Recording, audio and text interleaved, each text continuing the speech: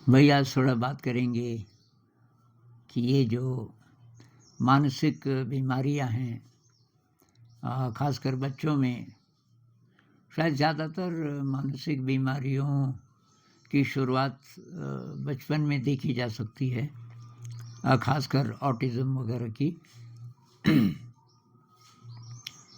क्या इनका लिंक माँ के गर्भ से हो सकता है? जब फीटस माँ के गर्भ में बड़ा हो रहा है तो जो वहाँ इन्वायरमेंट है, माँ के शरीर का जो इन्वायरमेंट है, उसका क्या असर पड़ता होगा फीटस पे। और कहीं ऐसा तो नहीं कि बहुत सारी बीमारियाँ वहाँ से शुरू हो जाती हैं। तो मैं एक किताब है, मैं रिकमेंड करूँगा कि उसको ज़रूर पढ़िए, जो पेरेंट्स हैं या जो पेरेंट्स बनने वाले हैं। किताब का नाम है द मैजिकल चाइल्ड मैच्योर्स। किताब काफ़ी पुरानी है, 70s की पब्लिश्ड है शायद, द मैजिकल चाइल्ड मैच्योर्स। और उस किताब में ये बात बहुत विस्तार से बताई गई है। और मैंने थोड़ा सा इसको डांस ऑफ द बी में भी लिया है कि बच्चे की जो शिक्षा की बात है वो गर्भ से शुरू हो जाती है। तो एक तो है जन्म के समय, जब बच्चे का जन्म होता है तो कहते हैं कि ब्राइट लाइट नहीं होनी चाहिए। जो ट्राइबल कम्युनिटीज़ हैं अभी भी, जो काफ़ी ट्राइबल हैं, तो गर्भ के समय वहाँ बहुत डिम लाइट होती है। मुझे याद है बचपन की कि इसकी ये तो होती ही नहीं थी, बिजली की लाइट तो होती ही नहीं थी। एक मिट्टी के तेल की छोटा सा एक लैंप होता था एक कोने में, और तो बहुत मंद प्रकाश। तो कहते हैं कि इस मामले में हम जानवरों से अलग नहीं हैं, हमें जानवरों को स्टडी करना चाहिए। तो जो भेड़िया है, भेड़िया जो मादा भेड़िया जब बच्चे पैदा करती है तो उनकी गुफा ऐसी होती है कि बाहर की लाइट अंदर नहीं जाती, सीधी ऐसी गुफा नहीं, थोड़ा ऐसे और फिर टेढ़ी। तो ये जो एरिया है पीछे का, वहाँ प्रकाश सीधे नहीं जाता, वहाँ मतलब अंधेरा रहता है। तो जब ये बच्चे दे देती है मादा भेड़िया, बच्चे बड़े होने शुरू होते हैं तो 5 से 7 दिन लगते हैं मम्मी को इन बच्चों को गुफा के दरवाजे के पास लाने में। तब तक नहीं लाती हो, धीरे धीरे उनको खिसकाती रहती है। और जब 5वें दिन, 6वें दिन, 7वें दिन, तब वो गुफा के दरवाजे से बाहर देख सकते हैं। सीधे सनलाइट तो अब भी नहीं आ रही है, पर थोड़ा सा ज़्यादा प्रकाश, तो कि वो ब्रेन के लिए बहुत ज़्यादा मीनिंगफुल है। अब आजकल तो हॉस्पिटल में पैदा होते हैं ज़्यादातर बच्चे, वहाँ ब्राइट लाइट्स होती हैं, तो वो अच्छा नहीं है। क्योंकि ब्राइट लाइट का कि ब्रेन पे अचानक बच्चा कहाँ से आया, गर्भ से आया। तो जब गर्भ से निकल रहा होता है बच्चा, मान लीजिए सिज़ेरियन डॉक्टरों ने बोला, ज़्यादातर डॉक्टर यही बोलेंगे कि सिज़ेरियन, क्योंकि वो जल्दी हो जाता है काम।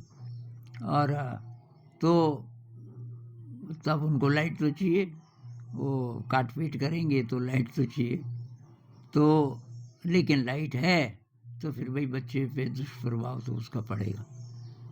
क्या उसका कोई समाधान हो सकता है, अभी आप सोचिए। लेकिन उससे पहले की बात करते हैं, जब माँ के गर्भ में है बच्चा, क्या माँ को किसी प्रकार का स्ट्रेस तो नहीं है? तो कायदे से जैसे ही प्रेग्नेंट हुई कोई औरत, तो उसको काम पे नहीं जाना चाहिए, क्योंकि उससे तो स्ट्रेस होगा ही, वो ट्रैवल करेगी वगैरह वगैरह।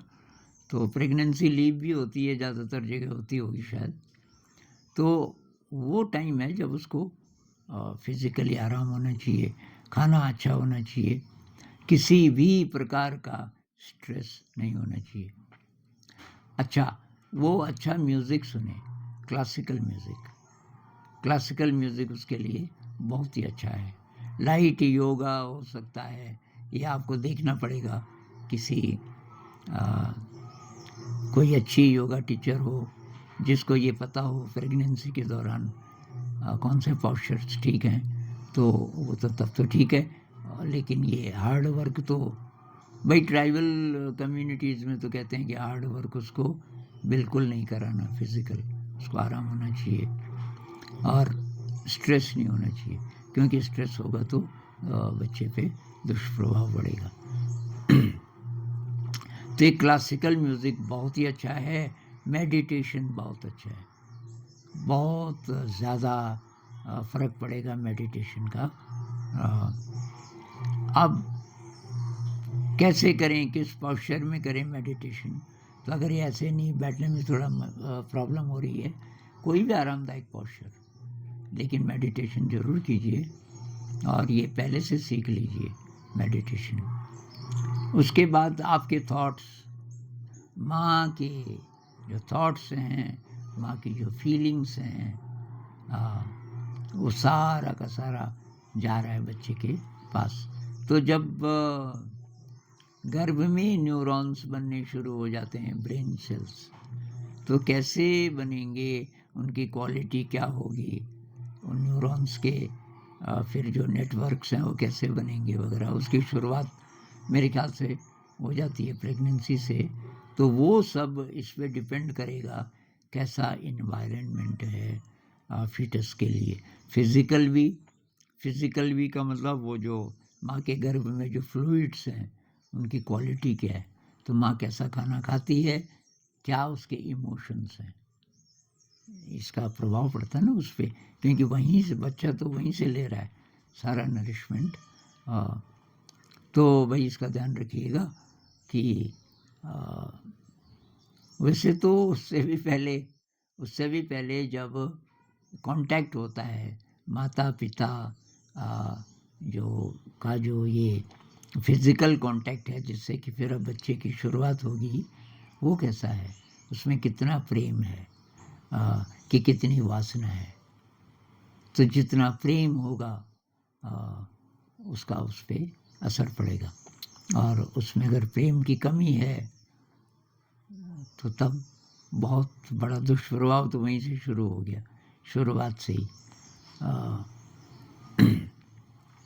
तो भाई बहुत सारे जो स्टूडेंट्स हैं जो ये सुन रहे होंगे, या जिनकी शादी नहीं हुई अभी,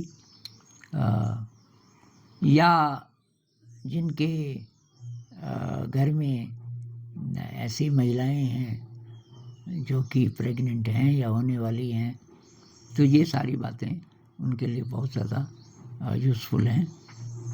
और आपके ऊपर भाई ये बहुत बड़ी रिस्पॉन्सिबिलिटी है कि जो अगली जनरेशन है वो कैसी होगी। ऑटिज़म बढ़ता जा रहा है पूरी दुनिया में आजकल, और अब ऑटिस्टिक कोई बच्चा हो गया तो उसका इलाज तो हो नहीं सकता, वैसे ही रहता है ज़िंदगी भर। अब कुछ चीज़ों से थोड़ा सा मॉडिफाई कर सकते हैं आप उसके बिहेवियर को, तो क्यों न पहले से आप प्रिकॉशन लें शुरू से। तो इस पे ध्यान देना भाई।